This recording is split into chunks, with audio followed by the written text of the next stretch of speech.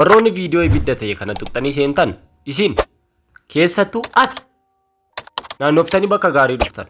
Kanaaf chaanala kana subscribe, viidiyoo isaa immoo like tuqu wajjin tura. Laqa onlaayinii irraa hojjetachuu barbaadda? Deebiin kee yoo ta'e YouTube jalqabi. YouTubein akkamitti kaffala? Maaliif kaffala? Sababii viidiyoo hojjette qofaaf siif kaffala? Sayyaduuf deebiin isaa hunda viidiyoo kana keessatti argattu. Nagaa sin daganne itti jirtan maratti nagaan ku jaalalaa sin haa qaqqabu. Kun YouTube ibsaa appisidha. Gara viidiyoo keenya irraatti. YouTubein karaa maallaqni irraa hojjetamuu danda'u keessa filannoo isa duraa fi sadarkaa jalqabaa irratti argamu pilaatfoormii gita hin qabne pilaatfoormii.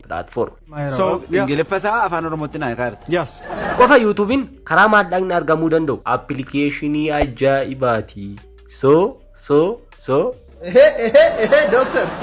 Maal fayyeeman? YouTube maaliif kaffala? Gaaffii bareeda. YouTubein kan kaffaluuf sababa tokko qofaaf. Innis sababii viidiyoo hojjetanii YouTube irratti gadhiistan qofaaf ni kaffala. Sababii viidiyoo hojjette qofaaf ni kaffala. Eeyyeen harka dhibba ni kaffala. Sababii viidiyoo hojjette qofaaf. Yaadime. Kun salphaa miti? Eeyyeen salphaadha. Akkamitti viidiyoo gadhiisuu akka dandeessu edit gochuu fi YouTube haaraa bantee jalqabu hordoftoota hedduu argachuu akkasumas view guddaa argachuu eeyyee nama gaariidhaan akkamitti akka dandeessu toora YouTube kana jalatti argattu. Barnoonni kun bilisaan argattu. Kanaaf subscribe, like gochuun hordofaa. Kana kanatti qabadha. YouTubein maaliif kaffala? Sababii viidiyoo hojjette YouTube irratti gadhiiste qofaaf. Kana akkatti na qabaattan beessa. Tole.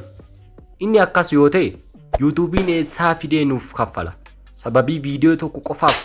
Kunis deebii ajaa'ibaa qaba. Guys, like tuqaa. Namoota lama jiraa jennu. Maqaa isaanii bakka inni tokko Dinquu Dayyaasaa jennu. Inni tokko ammoo eenyu jennu Ibsaa jennu bakka. Dinquun maallaqa waan qabuuf YouTubein hojjetu qaba waan ta'eef. Ibsaan ammoo maallaqa online irraa hojjetachuu barbaada. Egaa Dinquun dhaabbataa qaba. Fakkeenya Rift Valley fa'aa fudhannu. Eeyyee Rift Valley University dhaabbanni kun namoota biyya alaa fi biyya keessa jiran bira akka qaqqabuuf Dinquun maal gochuu qaba? Taa'ee yaaduu qaba. Sana booda beeksisuu promotion hojjechuudha. Yeroo kana Dinquun YouTube walii galee harka dhibba YouTubeif kaffalee Rift Valley University beeksisa. Dhaabbanni kun amma Dinquuf namoota hedduu bira gaheera jechuu dandeenya. Tole, asaa deebinu. YouTube yeroo kana egaa YouTubein ibsaan hojjetu irratti beeksisa gadhiisa. Namoonni beeksisa kana viidiyoo ibsaa irraa arganii University kana waliin wal qunnamuu sababii viidiyoo ibsaa kana godheef YouTubein harka dhibba keessaa harka 50 ibsaadhaaf kaffalaa jechuudha.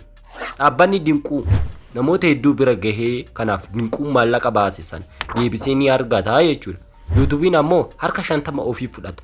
Yaada viidiyoo addunyaa irratti gadhiifamaa oolu hunda irraa harka 50 YouTubeinis ni fudhata. Sana booda sooromee jenna YouTubein. Kanaaf ibsaadha. Ibsaanis maallaqa YouTubein kenneef gammachuu guddina waan itti godhu dhabee yaadaa jira. Kana keessa ibsaanis viidiyoo hedduu gaafa gadhiise maallaqa hedduu argata. Sana booda ni sooroma. Guyyaa tokko ibsaanis dhaabbata mataa isaatii banatee ni beeksisa. Mucaasa YouTube hojjetuuf karaa maallaqa argatu ni banaaf jechuudha. Dinquun namoota hedduu argate. YouTubein maallaqa hedduu argate. Ibsaan viidiyoo hojjete irraa maallaqa muraasa isa gahu argateera. Gabaabaatti YouTubein kanaan waan wajjin turtaniif guddaa galatooma. Viidiyoo kana like